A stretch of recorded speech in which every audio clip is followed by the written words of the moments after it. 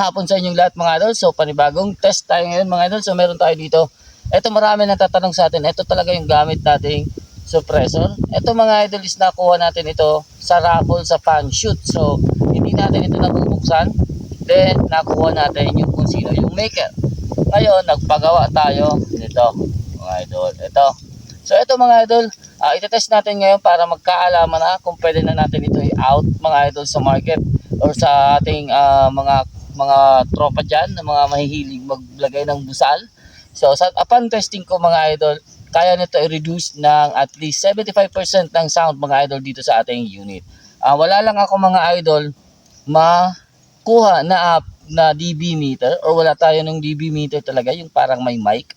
So anyways, maririnig natin dito mga idol without a silencer and with silencer. Then titingnan din natin mga idol yung point of impact dito sa long range mga idol. So yung target natin dito is muna 92 yards. So 92 na yan. Layo na pala talaga. Kaya pala drop na ako. So 92.3 yards mga idol. Subukan natin yung walang suppressor. Yung ganito lang. Pakinggan natin dito sa ating chrono. Then gagamitan natin ito. Tingnan natin kung magkakaroon tayo ng point of impact shift. Yung point of impact shift mga idol na sinasabi ko is baka magkalat-kalat yung patama natin or bumaba yung patama natin or tumaas. So actually sa left and right may possibility tayo kasi meron po tayong wind. So tapos susubukan naman natin ito kung saan yung bagsak ng projectile natin gamit ito. So siguro kahit tig 3 shots lang. Then pakinggan na rin natin kasi maghahunting kami ni Bunso. So pakinggan na rin natin kung alin yung mas maganda. So pwedeng subukan natin ito kasi wala akong dala ganito. So kung makintab siya mga idol. Anyways, pwede naman natin yung subukan. Pero mas gusto ko kasi talaga ito. So yung papagawa natin kay Maker, shoutout sa iyo, sir. Pwedeng ganito. Pero mas gusto ko sana yung pwedeng lagyan ng nito breaker pero pwedeng alisin yung breaker. So ito pag inalis natin ito, hindi nga ito nabubuksan. Ayun. Pag inalis natin ito mga idol, istanggal natin yung cap ng ating suppressor. So mas maganda yung hindi po natatanggal yung dito. So pag inalis natin ito, breaker lang yung maalis. Anyways, okay naman yan mga idol. So yung price nito mga idol is 1,750. So plus shipping fee.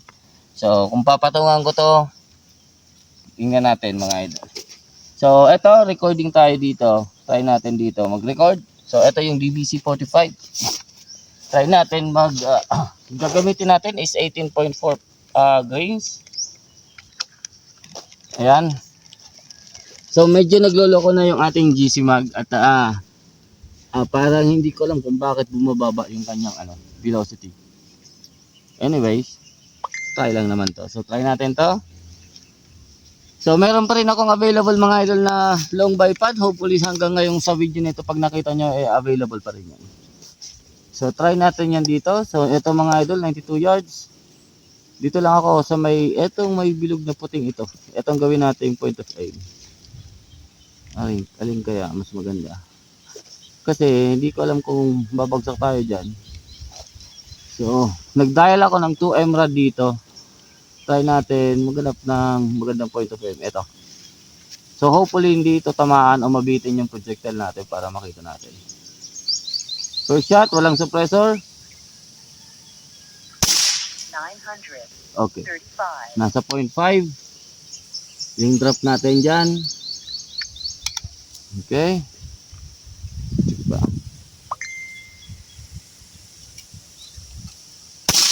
900. Okay. 7.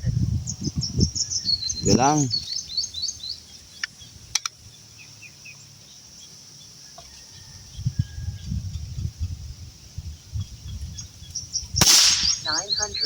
Okay. 37. So nandun siya mga idol sa 0.5 MRAD down. So hindi siya naka 0. Okay lang yan. So tingnan natin ito pag kinabit natin kung dun ulit siya babagsak. So dun ulit yung same point of aim. May suppressor lang. Then pakinggan nyo yung sound. Hopefully marinig natin dyan.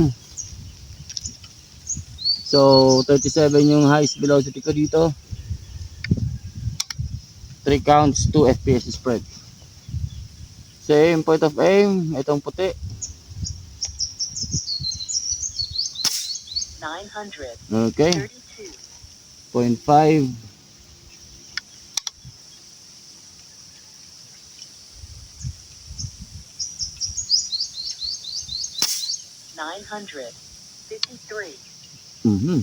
May umakyat. Yan, nagluloko talaga to ha. Anyways.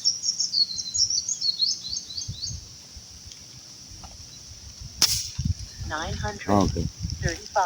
Okay. So meron akong 53. Siguro magaan yun na pellet. So ito ata yung hindi sorted eh.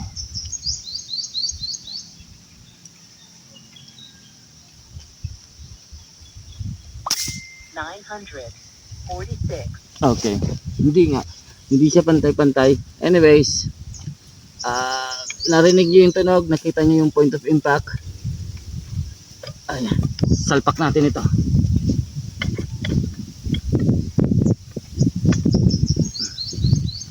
Tingnan natin kung malakas yung ingay niya dyan sa breaker. Or silent pa din siya. Then, tingnan din natin kung sasabit. Pag sasabit ito, nakita natin yan sa point of impact. So, 0.5 yung point drop natin. Same point of aim. 932.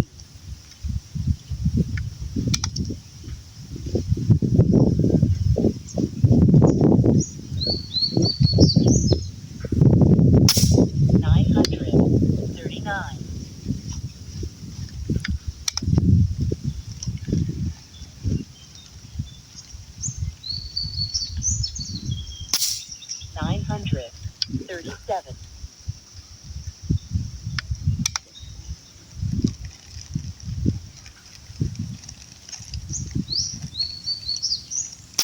$935.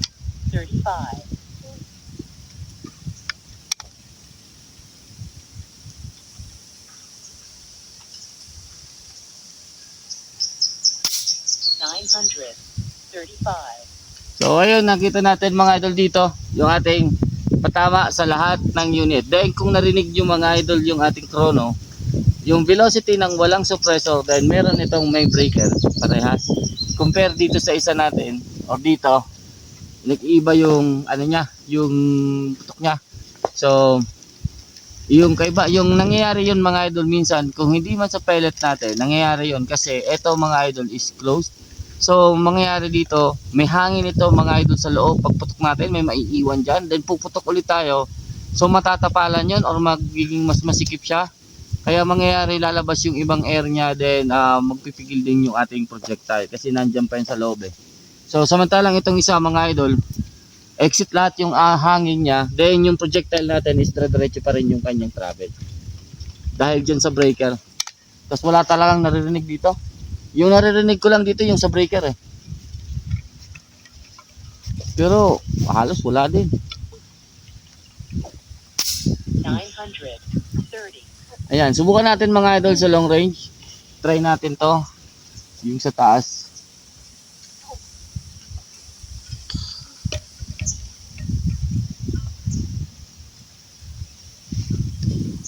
$152 ata yan o 169.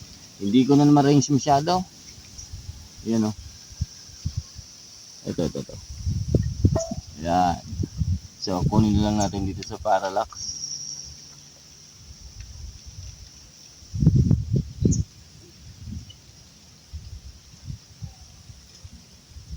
Hindi ko makita dito. Masyado akong malapit. Ayan. So, try natin dito yung drop. So dati meron ako dyan 10, bigyan natin to ng 9 emerald. Then subukan natin tong suppressor na to kung pare-parehas pa rin yung bagsak ng kanyang pellet. So kahit may hangin mga idol, so bigyan na lang natin to ng kung ano man. Try lang natin dito. So, ito na lang nakatabi niyang grass yung gamit natin point of aim. 930. Kulang pa talaga ako ng isang emerald. Okay lang. One more. 944.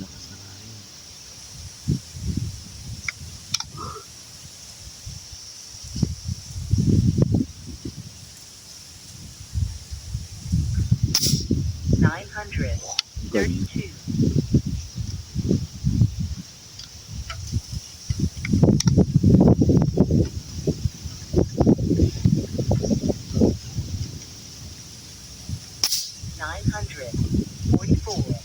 So, goods na yung ating suppressor mga idol. So, tingin ko wala tayong problema dito. So, kasi kung may sabit ito or hindi maganda sa kanya yung alignment, hindi tayo aabot ng 90 to 100 plus. Hindi tayo aabot dyan. Magkakaroon tayo lagi ng clip or iiba yung kanyang ikot ng kanyang pellet. So, sasabit ko kaliwa o kanan, ba ganyan mga idol. Alam nyo na yung pag hindi, then wala din tayong drop. Okay, wala tayong drop. Tignan nga natin to. Alisin natin to. 1 emerald tayo. 1 emerald yung bawas natin sa yung point of aim or yung anong tawag lang dito, yung drop natin mga idol sa 100 plus 159, 166. So basta mayroon tayong 1 emerald dito. Try natin na walang suppressor, tingnan natin kung aabot ito.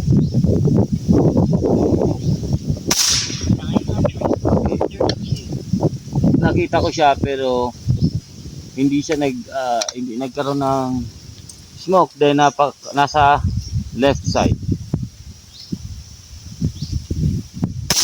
935. 1 emerald, then masyado siyang dinilihis ng wind.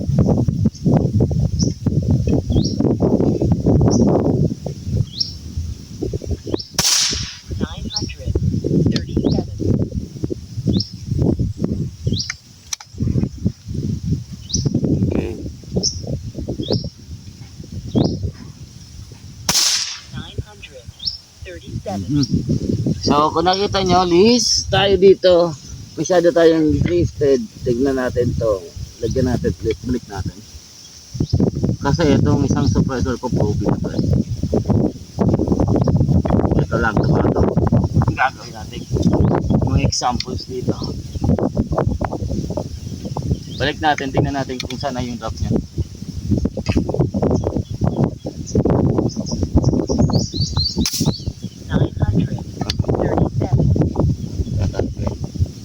Anyways, mababa yung drop.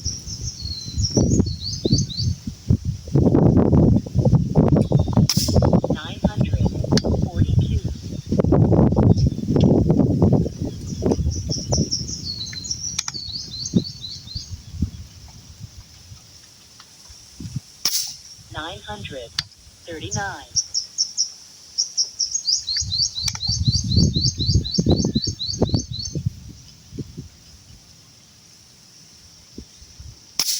$946. Okay na yun mga idol. Siguro sobra-sobra na yun para sa maging example para sa inyo mga idol. Pero alam nyo na yung magiging result niyan. So, rinig naman dito. Meron tayo dito 23 feet per second spread, 5.5 STD. So, talagang hindi nakatune yung unit natin. So, palagay ko, pwede ko ito i-tune ngayon saglit. Tatasan ko lang ng kaunti yung velocity. Ilagay ko lang sa 950. At mag-hunting kami mamaya ng rowak mga idol. May bunso. Ayan. So, wala ka ng damit. Ayun mga idol, maraming salamat. So hopefully sa mga gustong magpa-reserve ng ganitong suppressor mga idol, PM nyo lang ako mga idol. Wag dito sa ating YouTube kasi hindi ko naman kayo ma-reply talaga dito. So sa comment section ko lang kayo ma-reply. So sa mga ano dyan, sa mga nanonood ng ating Facebook and YouTube mga idol, try nyong i-message ako kung interested po kayo dito. So ito siya, 9 inches ito mga idol na suppressor. So medyo mahaba siya. Yung papagawa nating design dito, papaiksian natin itong part lang na ito. Parang gagawin nating embudo ito para sa may mga maiiksing barrel. naaabuti na yung tank, pwede pa rin silang makagamit kasi nga parang para hindi po bumangga dito sa may tank area. Just in case lang naman na mayroong mga user na yung tipong masyadong malapit yung tanke tsaka sa barrel. So, ayun, try natin yan. What do you think about the sound? Which one is good? This one? Yeah. Ito yung maganda talaga o mas tahimik mga idol compare naman dyan. So 3 inches yung gap nila. 12 inches naman ito. 9 inches ito with breaker. Pero kayo na maghusga mga idol. Lagay nyo sa comment section dyan o comment box mga idol kung alin yung mas tahimik para sa inyo or sapat na ba ito o talagang mas maganda ito. So sa size, sa haba, then pares yung outside diameter So sa haba lang, then sa tunog. So kayo na po yung maghusga. Then without suppressor sa 930 feet per second average velocity siguro 938 feet per second average velocity. So siguro okay na ito mga idol para sa ganyang klaseng velocity. Hindi ko dala kasi yung tactical at iniwan lang kami dito. Iniwan kami dito para balikan na lang mamaya at mag-hunting kami. So anyways mga idol, maraming salamat po sa inyong lahat. Hanggang dito lang. Take care. God bless. Peace out! Peace out. Ayan. So